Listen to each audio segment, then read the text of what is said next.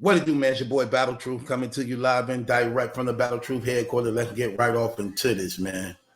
So, Calico and Bird was on Space and talking. I got to address this. I got to give y'all some real.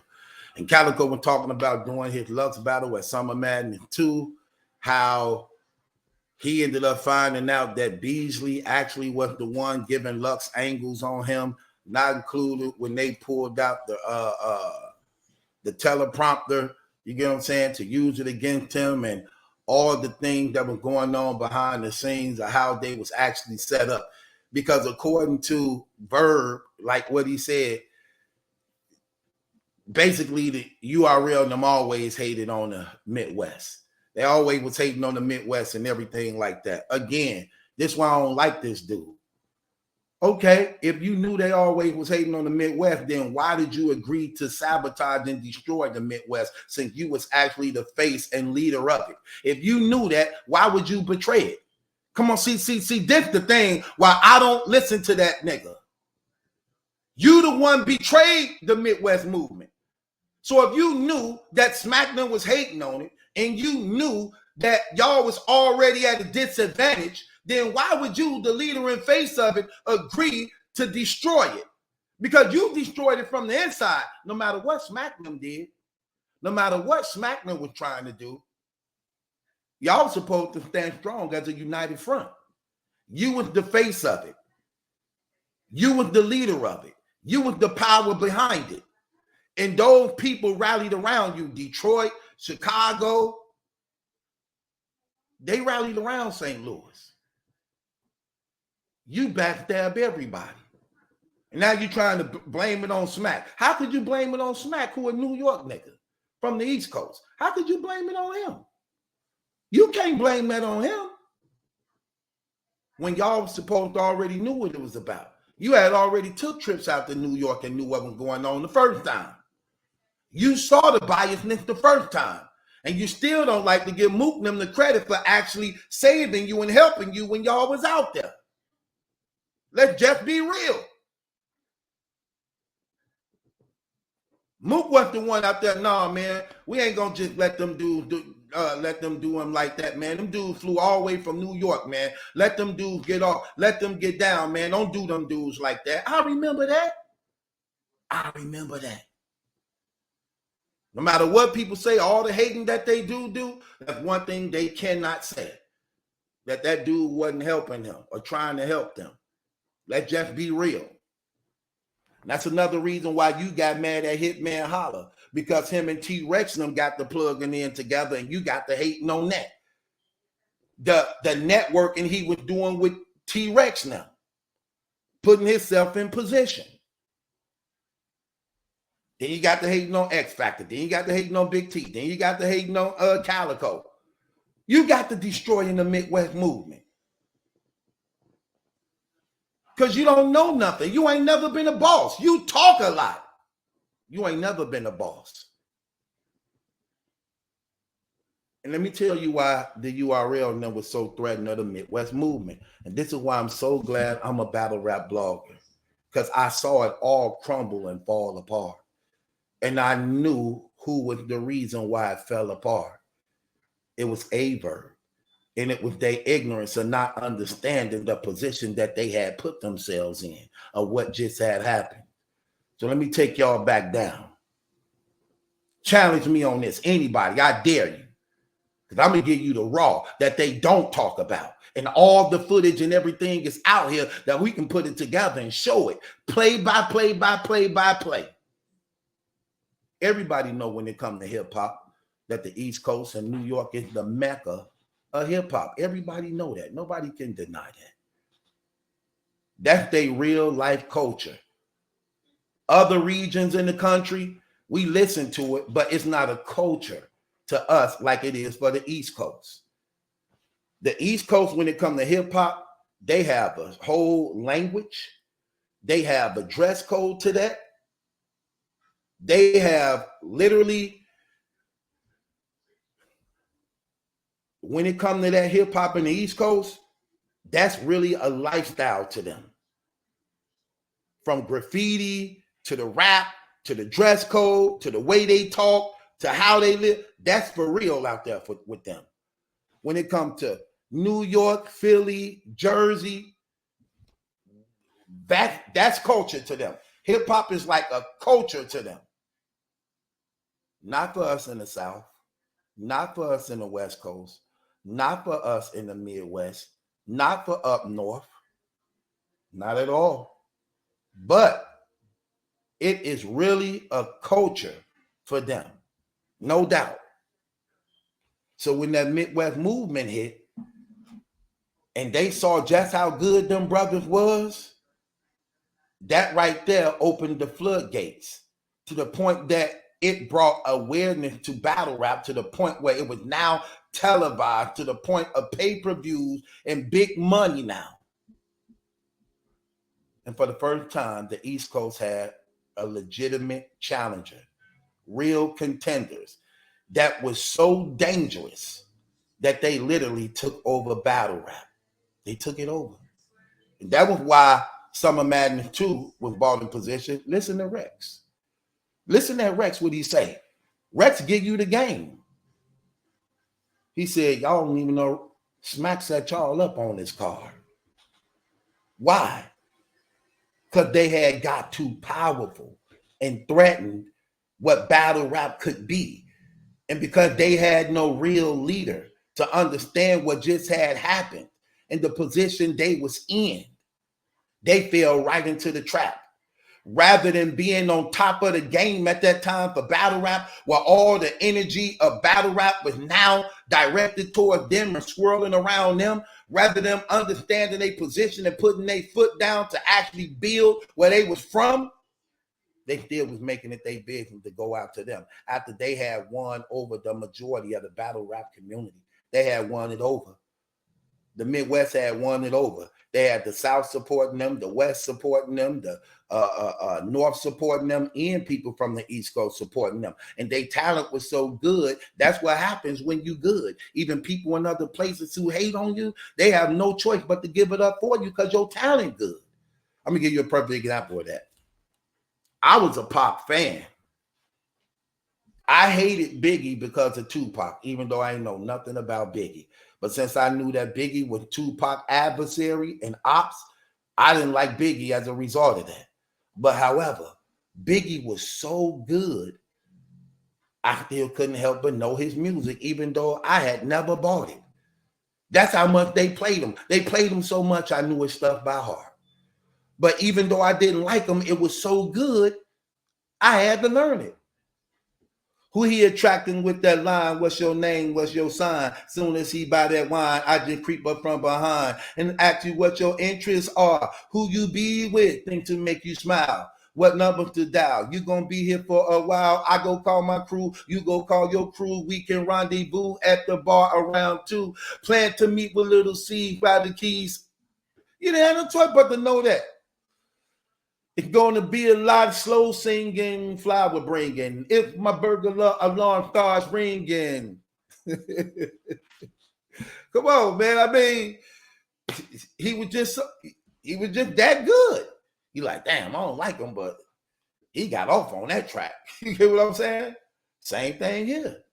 Like, dang, I'm from the East. But damn, them dudes from the Midwest coming. Them dudes crazy. Did you hear that?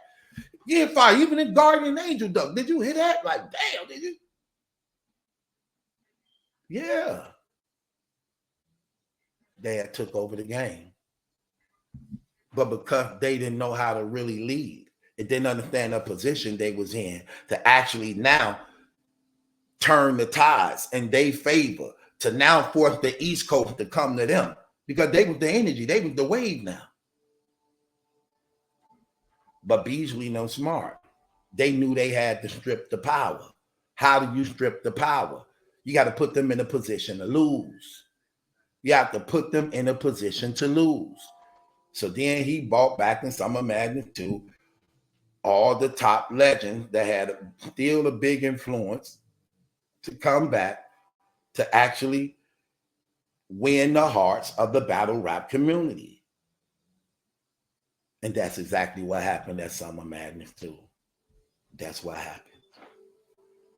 And then Verb ends up betraying the Midwest movement. Come on, let's just be real. Calico, keep it 100. You already on record talking about this. X Factor, keep it 100. Y'all already on record talking about this. Midwest Miles, Big T, keep it 100. Hitman Holler, keep it 100. Verb sabotaged the Midwest movement. He destroyed that. He sold out the movement.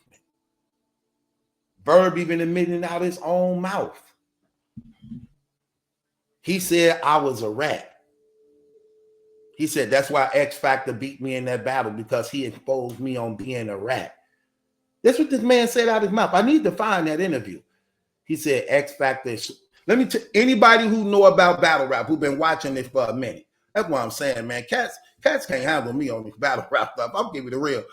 If anybody been around battle rap for a long time, do y'all remember the interviews Bird was having with somebody? He was talking about the X Factor battle. How he lost to X Factor because X Factor exposed him on being a rat and a snake. And then he said out of his mouth, he said, it's true. I was and I am. But then you go and listen to what X Factor was saying.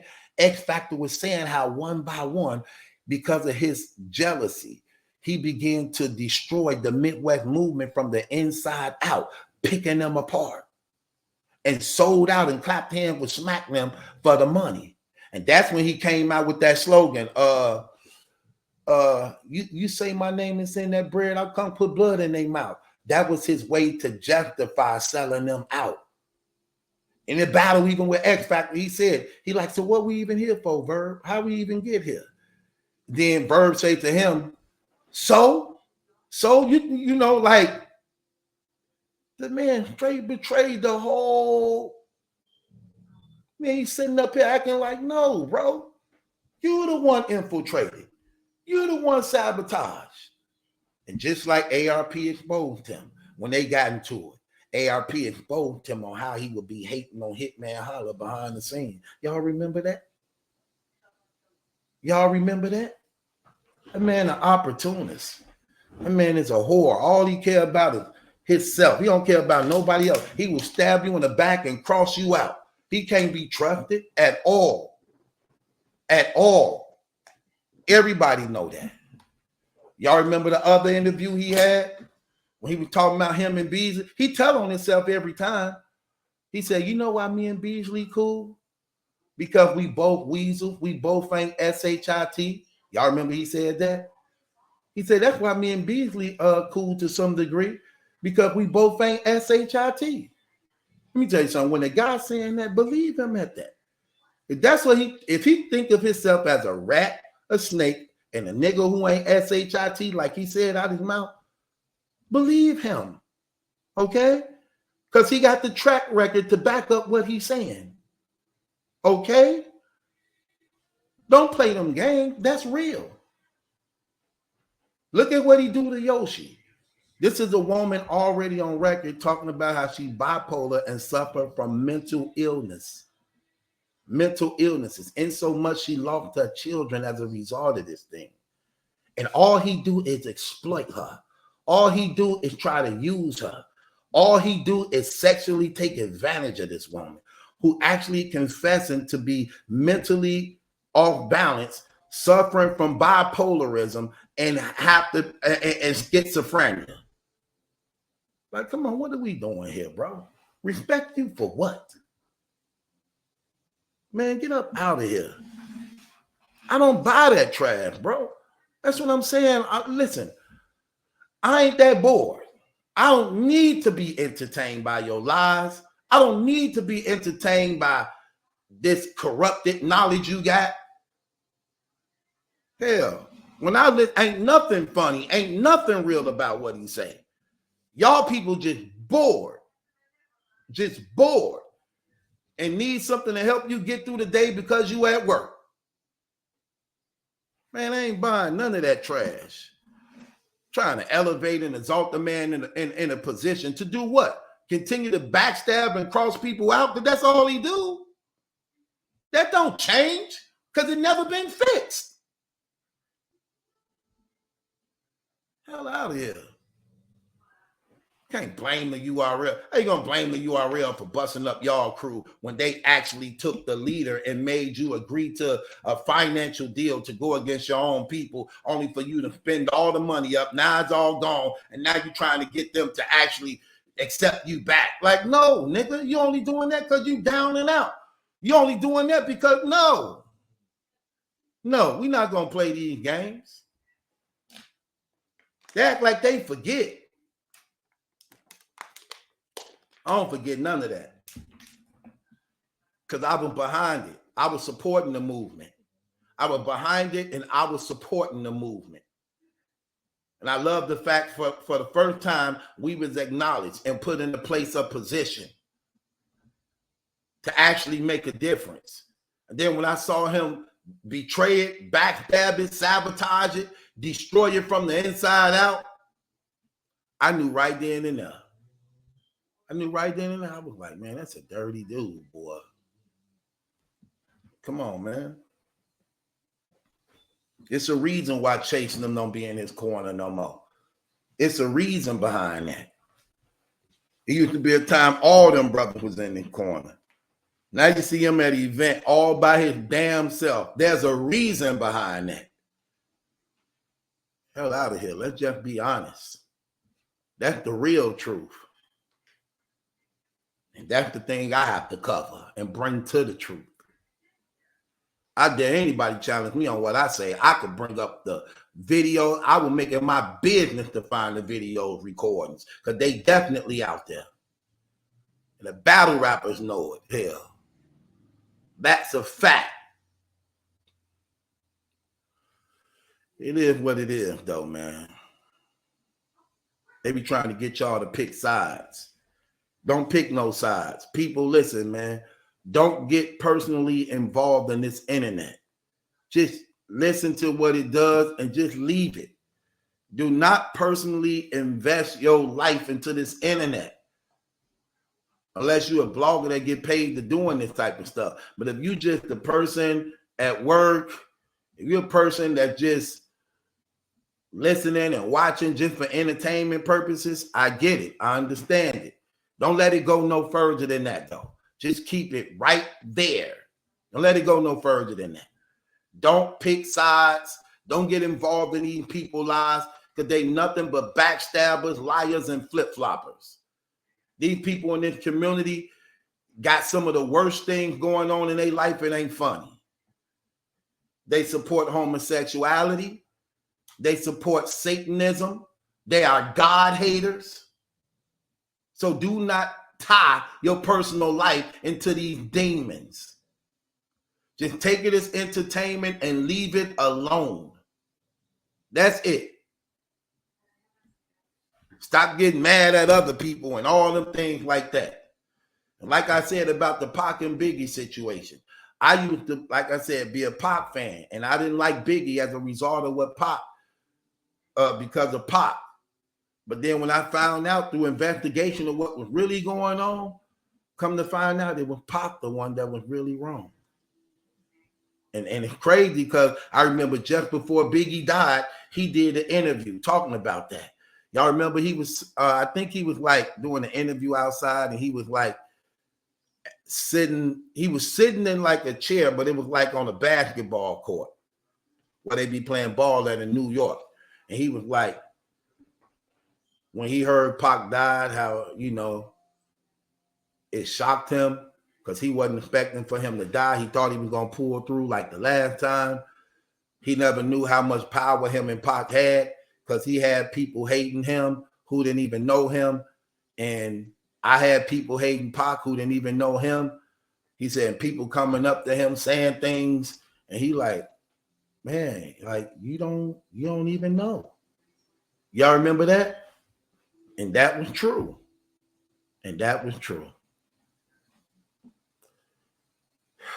Same thing in this situation. Let this just be entertainment. Do not involve your personal lives in these lives. These brothers flip-flop all the time. 1 minute they hating on RBE because they were URL. Then the URL accept them back in. Then they hating on RBE.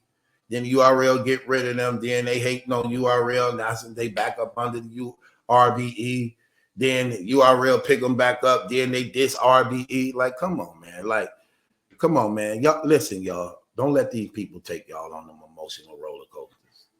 With that being said, it's your boy Battle Truth. It ain't my judgment. That's a question. It's yours. Subscribe to Battle Truth.